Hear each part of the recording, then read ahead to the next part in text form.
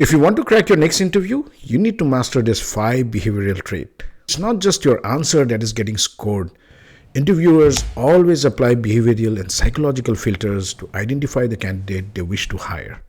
And these filters are often ignored by most candidates while preparing for interviews. As a result, even after being the most qualified candidate or proving your competency, you still get rejected in most interviews. So the question is, why is this happening? What is missing in your approach? Now, I've interviewed more than 5,000 people in my career, and in the past year alone, I have spoken with hundreds of hiring managers and recruiters. And I've analyzed the hiring process across top tech companies, and it comes down to 5 behavioral traits that is the difference between a selected candidate and a rejected one. And the last one I'm going to talk about is super critical as it ties everything together. So the first trait I want to talk about is positive priming. Create a strong, positive first impression. You see, interviews are as much about your competency as it is about your personality perception. And interviewers do not spend a lot of time forming one. They often form their perception within the first 2-3 minutes, and any unfavorable signal in that window leads to rejection in almost 90% of the cases. Now, interviews usually start with small talks, getting to know each other, the rapport building phase. And research found that candidate who creates positive initial impression sees specific behavioral change in interviewers who ask friendlier follow-up questions and do less scrutiny. In fact, a strong first impression often structurally changes the type of interview you receive. Now, the question is, how do you establish your first impression? You see, it is usually through your vocal energy, the first 60 to 90 seconds of content, and the presence of qualified achievement in the 4-5 minutes of your initial conversation. This is where you should nail it. For example, when you walk into a room, greeting aside, the first serious question is, tell me about yourself. Now, this is your opportunity to deliver your first impression. Now, instead of starting with your entire job history, by the way, that is what most candidates do, you start with something very specific, impressive, role-relevant thing about your experience. Something that you can own and stamp your authority with. Now, when you start with something that you're really confident about, your vocal energy also starts showing. It shows through enthusiasm, engagement, confidence through your tone, volume, pace, and inflection points. This answer establishes your impression and creates an immediate competency anchor of who you are, what you are capable of. Now, this initial impression is critical, but your job going forward is to maintain the same consistency throughout your interview. And it is easier said than done, which brings us to the next behavioral trait, cognitive ease. Now, in simple terms, cognitive ease means make your answers easy to understand, and it should go hand in hand with your impression. You see, interview process is not just stressful for candidate, but also for the interviewer. Being a repetitive process, it requires time, effort, energy from them too. So anything that makes it easier for them to make a hiring decision will work on your favor. Now, Nobel Prize winner Daniel Kahneman, in his bestseller Think Fast and Slow, states that when information is easy to process, people rate it as more true, more credible, and more intelligent. This ease of processing information then gets attributed to the quality of your thinking. So when your answers are hard to follow, tangled, circular, jargon-heavy, or long, the interviewer's brain does not work hard to understand you. It simply concludes, often without conscious awareness, that your thinking is muddled and that you lack the ability to prioritize what really matters. Now, cognitive ease, especially in high stress and highly competitive interviews, are not difficult to implement, and there are a few simple techniques that you can apply. The first one being signposts before you speak. Before answering any question, especially the complex one, give the interviewer a one-sentence map of how you are going to structure your answer and where you are going with it. Start like this. I'll walk you through this in 3 parts. What happened, what I did, and what changed because of my action. Now, I know this cost you a few seconds, but it saves the interviewer the cognitive effort of processing your answer as you go. Next, avoid abstract phrases or statements. For example, there were a lot of moving pieces. Now you know these moving pieces are there in your head, but you are forcing the interviewer to interpret what these moving pieces are. Replace this with specific facts. The specific version is shorter, makes you sound more credible, and more importantly, easier to follow and comprehend. This is where you want to be in an interview. But if you cannot qualify your competency, you're still going to lose this interview. Which then brings us to the next trait, Agentic Mindset. Now, Agentic Mindset is the psychological shift from presenting yourself as a passive executor to being an active driver or owner of the outcome. Now, this is the crucial distinction you need to understand. Everyone can describe their work that they have done, and often it is very impressive, but what creates an impact is how you present it. This forms a very positive perception in the mind of the interviewer on who you are. Now you can control this with your word choices, sentence framing, and with your vocal energy. And there are a couple of tricks that you can use. Number one is use of active versus passive voice. Using active voice in an interview shows confidence, accountability, and clarity. It makes you look proactive and decisive. And when you use passive voice, it makes you sound detached, vague, and low in confidence. Now listen to these two sentences, and I'm going to show you the distinction.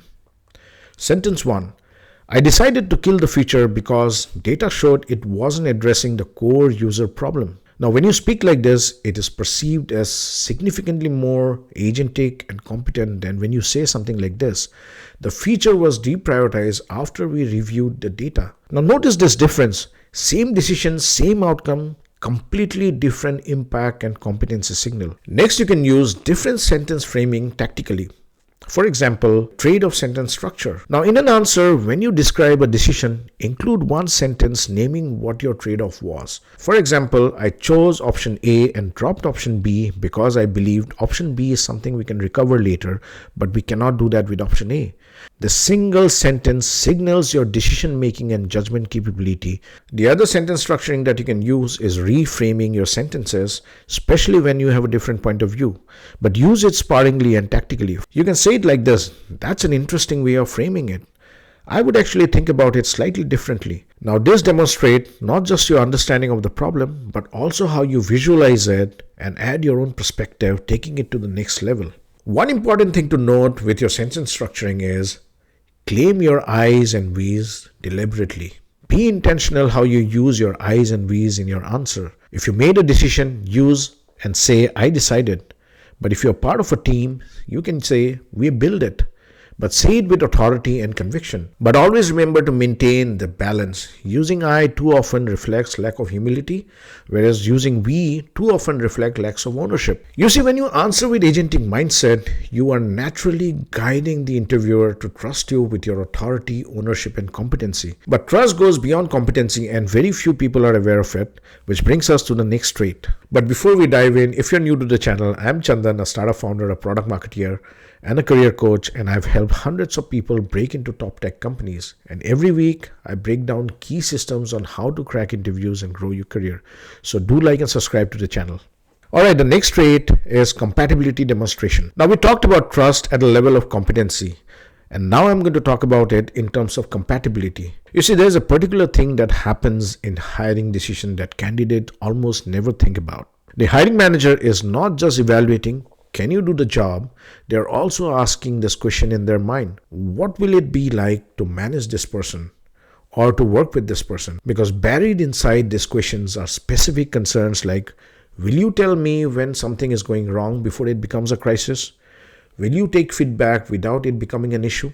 You see, interviews are temporary assessment system. The process does not go on forever, and hiring managers have only so much time to take a judgment call. However, interviewers naturally fear making a bad hire and are often skeptical of candidate who seems too perfect. Therefore, they make inference about trustworthiness based on few key signals: consistency of your tone, ownership language, composure under pressure, and the presence and absence of blame. The signals are processed rapidly, often unconsciously. So when you demonstrate these signals, you automatically build trust in the mind of the interviewer at a compatibility level. Now, there are a few ways you can do it, and I'm going to share a few tactics. This is not exhaustive, by the way. First thing that I want to talk about is show vulnerability.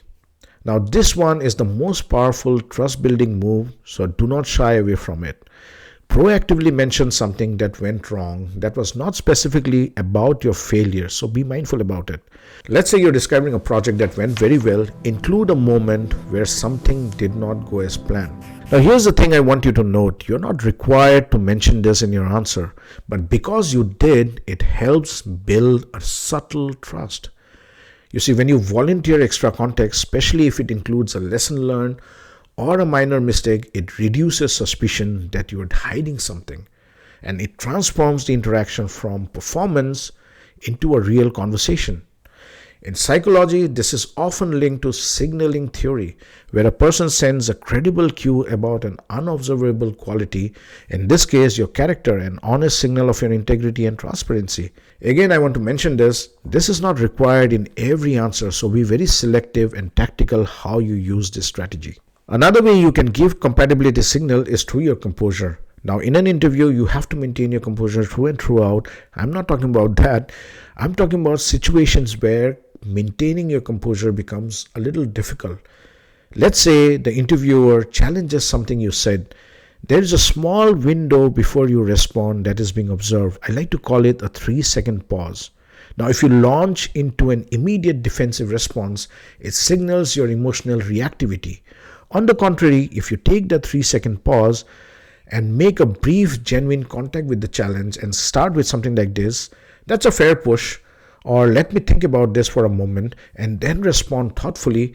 That pause then acts as a signal of your high emotional regulation and balance. It signals your compatibility to work with when pushed back. The last thing I wanted to talk about is your genuineness. Again, genuineness should show up in any interview situation, no matter what. It helps you develop compatibility, trust, and take it to the next level. For example, let's say you are asked about your weakness or areas of improvement. Give a genuine, specific answer and what you are doing about it. Now, I have led global teams for a long time, and giving feedback is part of my job. But initially, I did not always find this to be easy. Now, let's say if I'm sitting in an interview and I'm sharing this as my work in progress, and I can frame my answer like this. I've been working on giving harder feedback earlier rather than waiting until it is unavoidable. I've been practicing using a specific framework, and I have had 3 conversations in the last quarter that otherwise I would have avoided 6 months ago. Now, notice what this answer does. It gives a highly specific signal of genuine self-awareness, which goes a long way in building trust. Trust that shines through your self-awareness can often help you overcome a skill shortcoming, because skills can be acquired with experience, but trust, nobody's going to risk that. Now, the last trait is narrative coherence. And I had mentioned this in the very beginning that this trait is super important as it ties everything together. Now, here's a little tip. After you leave the interview, your fate is decided by what the interviewer remembers and how they use it to advocate for you. And it is your job to make this advocacy easier and effective. This is where narrative coherence comes in, and it goes beyond simple chronology. Narrative coherence is your ability to tell a logical, structured, and emotionally integrated story about your experience through clear context, consistent themes, and a depth of your action.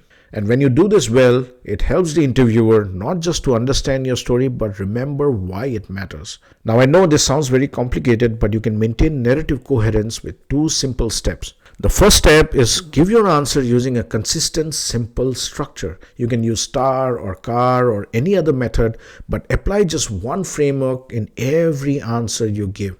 This framework should logically connect your context, action, outcome every time. Now, with the framework decided, add this one element to every answer, your superpower, your one capability, competency, or a singular value that you bring to the table. It should show up subtly yet consistently in every answer you give. And when you do that, the interviewer forms a clear, compelling picture of you with your superpower. And then they use this as their advocacy point in internal discussion. This is narrative coherence. And when hiring discussions happens internally, all 5 sets of signals points to one person, which is you. So this is it. If you like this video, do like and subscribe to the channel. Leave a comment on what you would like me to cover next, and I will see you in the next video.